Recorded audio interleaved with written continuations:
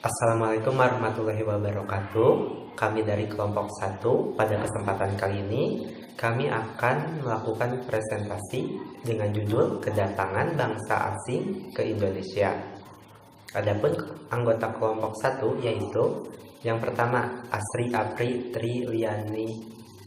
Lianti Putri dengan NIM 1900407. Kemudian Buldan Hashim dengan NIM 1902708. Lalu Heksalia Fayarunita dengan NIM 1908542. Latar belakang bangsa Eropa datang ke Indonesia. Peristiwa yang melatar belakangi datangnya bangsa Eropa, khususnya Portugis dan Spanyol, ke dunia timur adalah jatuhnya Konstantinopel atau pusat pemerintahan Romawi Timur ke tangan Turki otonom pada tahun 1453 Masehi. Sebab sejak saat itu perdagangan di Laut Tengah dikuasai oleh pedagang Islam dan pedagang Eropa tidak bisa lagi membeli rempah-rempah dari Asia. Kedatangan bangsa Eropa ke Indonesia dimulai pada tahun 1500-an melalui jalur laut. Bangsa Eropa yang datang ke Indonesia diantaranya Portugis, Spanyol, Inggris, dan Belanda. Kedatangan bangsa Eropa ini dilatar belakangi oleh yang pertama, perkembangan ilmu pengetahuan dan teknologi. Yang kedua, revolusi industri. Yang ketiga, jatuhnya Konstantinopel ke tangan Turki Utsmani. Yang keempat, motivasi, gold, glory, dan gospel. Baik, yang pertama adanya perkembangan ilmu pengetahuan dan teknologi. Salah satu contohnya yaitu munculnya teori heliosentris. Heliosentrisme adalah salah satu teori kontroversial yang dikemukakan oleh Nicolaus Copernicus. Teori ini menggambarkan bahwa matahari adalah pusat di alam semesta dan ia menentang teori geosentrisme yang menempatkan bumi di tengah-tengah alam semesta. Teori ini bertentangan dengan prinsip-prinsip gereja dan isi Alkitab pada waktu itu. Beberapa ilmuwan menentang perumusan Nicolaus Copernicus ini karena bertentangan dengan prinsip-prinsip gereja. Saat ini Nicolaus Copernicus dipuji oleh banyak orang sebagai bapak astronomi modern. Teori yang diungkapkan oleh Nicolaus Copernicus ini diperkuat dengan munculnya penemuan teleskop dan hasil pertemuan data observasi ilmuwan astronomi bernama Galileo Galilei. Hasil observasi Galileo Galilei tersebut mengungkap tentang adanya 4 satelit di planet Jupiter. Selain itu, heliosentrisme juga telah diperkuat anggapan dari John Kepler pada abad ke-16 lewat hukum Kepler yang menjelaskan seperti berikut ini. Yang pertama, planet mempunyai bentuk lintasan seperti elips dengan matahari sebagai pusatnya, sehingga planet dan benda langit itu mengelilingi matahari. Yang kedua, kecepatan planet saat berputar dan mengelilingi pusat tata surya akan melambat jika titiknya berada sangat jauh dari matahari. Yang ketiga, waktu yang ditempuh planet dalam mengelilingi matahari dipengaruhi dengan jaraknya, sehingga semakin dekat planet tersebut maka waktu akan lebih singkat. Sebaliknya, jika jaraknya semakin jauh maka akan planet membutuhkan waktu yang lebih lama. Baik, yang kedua adanya revolusi industri. Proses revolusi industri pertama kali terjadi pada abad ke-18 di Inggris, atau tahun 1760 sampai 1840. Saat ini terjadi peralihan dalam penggunaan tenaga pada industri tekstil. Manusia sebelumnya memakai tenaga hewan, tapi selanjutnya manusia mulai beralih menggunakan mesin. Revolusi industri lantas meluas ke berbagai negara di Eropa Barat, Amerika Utara, dan Jepang. Ada 3 faktor utama yang mempengaruhi revolusi industri, yakni teknologi, ekonomi, dan sosial budaya. Yang pertama, teknologi. di mana memungkinkan penggunaan sumber daya alam meningkat diiringi produksi massal barang-barang manufaktur. Yang kedua, ekonomi. Revolusi industri menghasilkan distribusi kekayaan yang lebih luas.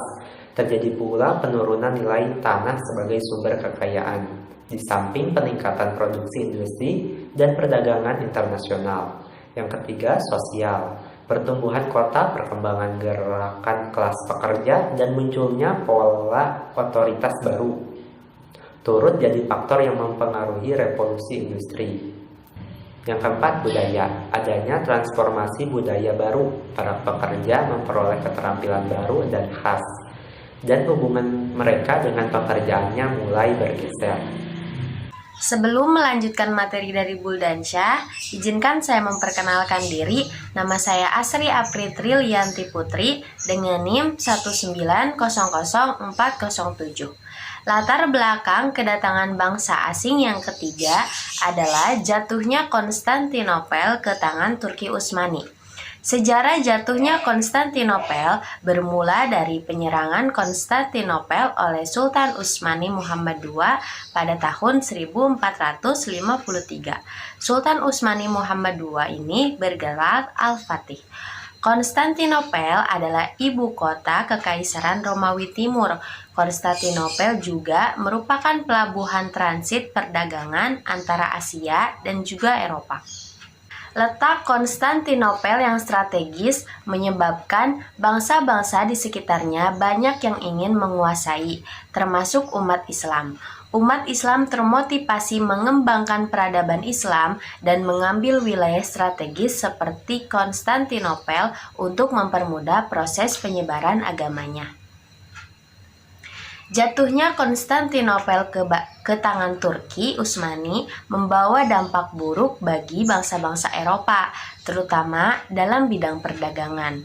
Penyebab kesulitan bangsa Eropa setelah jatuhnya Konstantinopel itu ada 3. Yang pertama, kedudukan perdagangan bangsa Italia di Konstantinopel dihancurkan.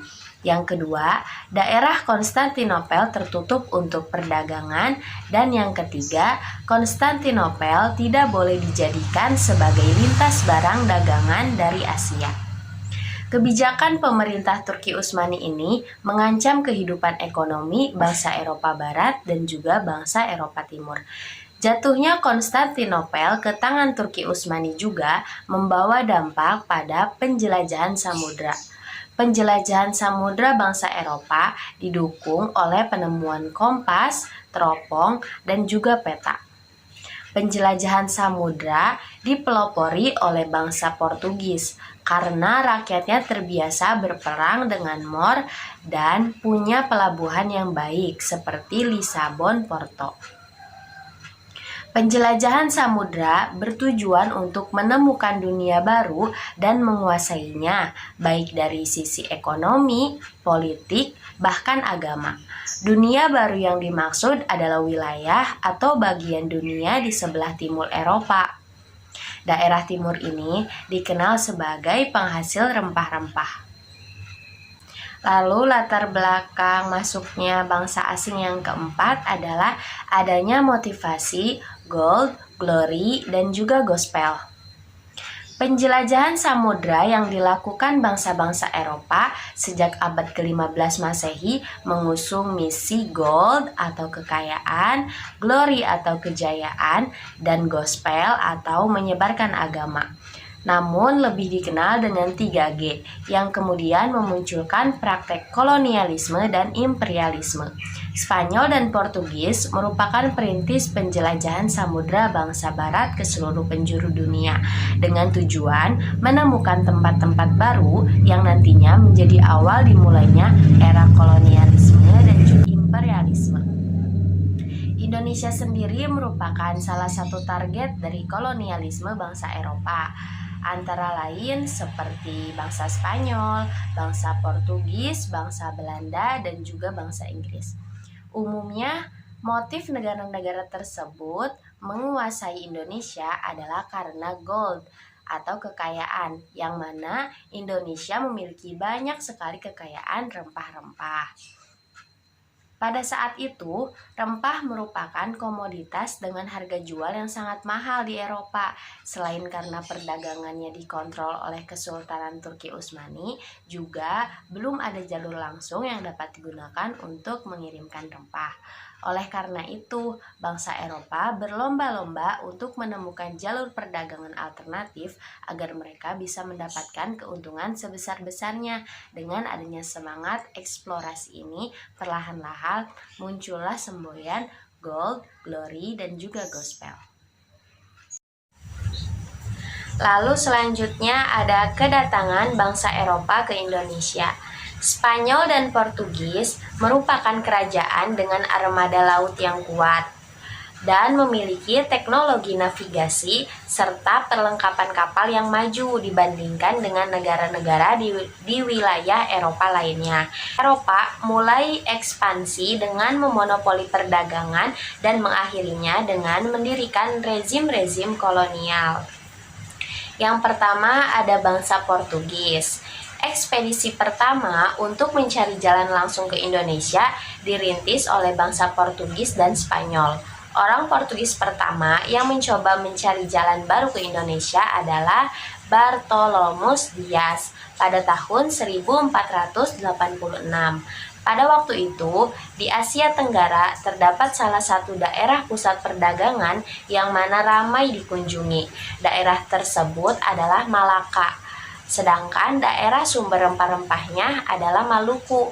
Bagi Portugis, cara termudah menguasai perdagangan di sekitar Malaka adalah dengan merebut atau menguasai Malaka.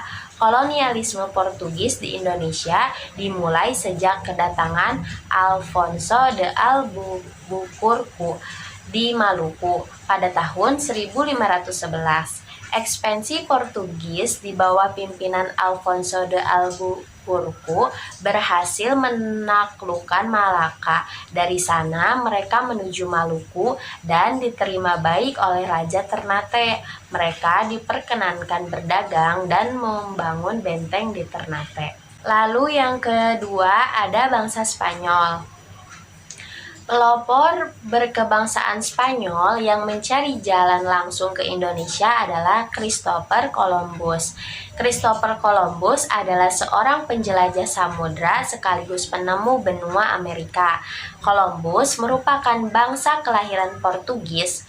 Columbus kemudian pindah ke Spanyol dengan didasari alasan bahwa penguasa Portugis tidak mendukung usahanya dalam hal melakukan penjelajahan ke sisi barat Portugis. Pada saat setelah Columbus menemukan benua Amerika, tepatnya pada tahun 1943, Columbus kembali ke Spanyol dan menemui Paus Alexander VI dan menceritakan mengenai benua yang baru ditemukannya itu. Kemudian, Paus Alexander VI mengusulkan perjanjian Tordesillas untuk membagi wilayah kekuasaan antara Portugal dan juga Spanyol. Baik, sebelum melanjutkan materi, izinkan saya memperkenalkan diri terlebih dahulu. Nama saya Heksalia Feruzita dengan NIM 1908542. Di sini saya akan melanjutkan mengenai perjanjian Tordesillas. Perjanjian Tordesillas adalah sebuah perjanjian yang dibuat oleh Paus Julius II untuk menengahi konflik kepentingan antara Spanyol dan Portugal dalam mengklaim daerah jajahan. Kedua negara ini berupaya keras untuk memiliki daerah jajahan yang paling luas. Oleh karena itu, sangat rentan terjadi konflik antara keduanya. Apalagi saat itu Columbus baru saja menemukan benua baru, yaitu benua Amerika. Perjanjian ini ditandatangani oleh kedua belah pihak dan disaksikan oleh Paus Julius di kota Tordesillas, sebuah kota di Spanyol pada 7 Juni tahun 1494. Adapun isi dari perjanjian Tordesillas antara Spanyol dan Portugal antara lain adalah: yang pertama, pergeseran garis meridian yang sudah ditetapkan dalam keputusan Kepausan Intercetera. Yang kedua, Portugal akan menguasai bagian timur dari garis meridian. Yang ketiga, Spanyol akan menguasai bagian barat dari garis meridian. Yang keempat, benua Amerika yang ditemukan oleh Columbus hampir sepenuhnya berada dalam wilayah kekuasaan Spanyol. Yang kelima, Brazil, Afrika, dan semua daerah di timur berada dalam wilayah kekuasaan Portugal. Pada tahun 1521, bangsa Spanyol yang dipimpin oleh Sebastian del Cano tiba di Kepulauan Maluku dan disambut baik oleh pihak Kesultanan Tidore. Kesultanan Tidore yang menjadi rival dari kerajaan Ternate dan pihak Portugis kemudian menjadikan pihak Spanyol untuk menjadi sekutunya. Upaya Kesultanan Tidore dalam menjadikan pihak Spanyol menjadi sekutunya yakni untuk membantu Kesultanan Tidore lepas dari kekuasaan pihak Portugis dan memanfaatkannya untuk menyerang Portugis. Kedatangan bangsa Spanyol di Kepulauan Maluku merupakan suatu ancaman bagi monopoli perdagangan rempah-rempah yang dilakukan oleh Portugis dan menjadi ancaman pula untuk wilayah kekuasaannya. Pihak Portugis menyadari betul bahwa mereka harus memperkuat posisi di Kepulauan Maluku yang kaya akan rempah-rempah tersebut. Dan Portugis mengklaim bahwa pihak Spanyol telah melanggar perjanjian Tordesillas yang telah mereka sepakati. Kemudian, yang terjadi ialah konflik sosial yang terjadi di wilayah Maluku, keributan antara kerajaan Ternate dengan Kesultanan Tidore, dan perseteruan antara bangsa Portugis dengan bangsa Spanyol. Kedua bangsa Eropa tersebut saling bersikeras dalam mengklaim. Mereka juga berupaya untuk mencari jalan keluar agar konflik segera mereda. Dan akhirnya pada 22 April tahun 1529, kedua bangsa Eropa tersebut memilih jalan menyelesaikan konflik dengan melakukan perjanjian Saragossa. Isi perjanjian Saragossa tersebut ada dua, yaitu yang pertama, daerah kekuasaan dan pelayaran Portugis adalah dari Brasilia ke timur sampai Halmahera atau Maluku. Dan yang kedua, Spanyol berkuasa atas Meksiko ke barat terus sampai Filipina. Selanjutnya yaitu bangsa Inggris. Kedatangan bangsa Inggris ke Indonesia dirintis oleh Francis Drake dan Thomas Cavendish pada tahun 1579. Rombongan Drake berlayar menuju ke barat. Setelah 68 hari perjalanan, mereka berhasil melintasi Samudra Pasifik dan menemukan sejumlah pulau kecil. Drake akhirnya dapat menemukan Maluku dan kemudian mendapatkan izin dari kesultanan setempat dan berhasil membawa pulang rempah-rempah. Keberhasilan Drake menemukan Maluku dan membeli rempah-rempah dari sana membuat Inggris mulai menaruh perhatian terhadap perdagangan di Asia Tenggara dan Asia Timur. Pada tahun 1602, pemerintah Inggris mengirim utusannya ke Banten guna menjalin hubungan bilateral. Rombongan Inggris yang sampai ke Banten di tahun 1602 dipimpin oleh Sir James Lancaster. Sultan Banten kemudian memberi izin kepada Inggris untuk mendirikan sebuah kantor dagang di daerah Banten. Selain itu, Inggris juga berhasil mendirikan beberapa kantor dagang di daerah lainnya seperti Ambon, Makassar, Jepara, dan Jayakarta pada tahun 1604. Dan yang terakhir yaitu bangsa Belanda. Bangsa Belanda datang pertama kali ke Indonesia pada tahun 1596 di bawah pimpinan Cornelis de Houtman dan berhasil mendarat di pelabuhan Banten. Namun, kedatangan Belanda diusir penduduk pesisir Banten karena mereka bersikap kasar dan sombong. Kemudian, Belanda datang lagi ke Indonesia dan dipimpin oleh Jacob van Neck pada tahun 1598. Pada tanggal 20 Maret tahun 1602, Belanda mendirikan kongsi dagang bernama VOC. Kepanjangan dari VOC yaitu Verenigde Oost-Indische Compagnie. Kepemimpinan VOC dipegang oleh Dewan beranggotakan 17 orang yang berkedudukan di Amsterdam. Untuk melaksanakan kekuasaannya di Indonesia, diangkatlah Gubernur Jenderal VOC, antara lain Peter Booth, yaitu Gubernur Jenderal VOC pertama yang memerintah tahun 1610 sampai 1619 di Ambon. Kemudian Jan Pieter Zoon Koen, yaitu Gubernur Jenderal VOC kedua yang memindahkan pusat VOC dari Ambon ke Jayakarta. Kemudian pada tanggal 23 Februari 1606, kapal-kapal VOC menyerang kubu pertahanan Portugis di Ambon. Benteng pertahanan Portugis diserang bertubi-tubi dan berhasil dijebol. 2 hari kemudian, Gaspar de Mello menyerahkan benteng Portugis tanpa perlawanan kepada VOC. Penyerahan bersyarat itu menetapkan pasukan Portugis yang bersenjata harus keluar dari wilayah Maluku. Baik, cukup sekian materi yang dapat kami sampaikan mengenai kedatangan bangsa asing ke Indonesia.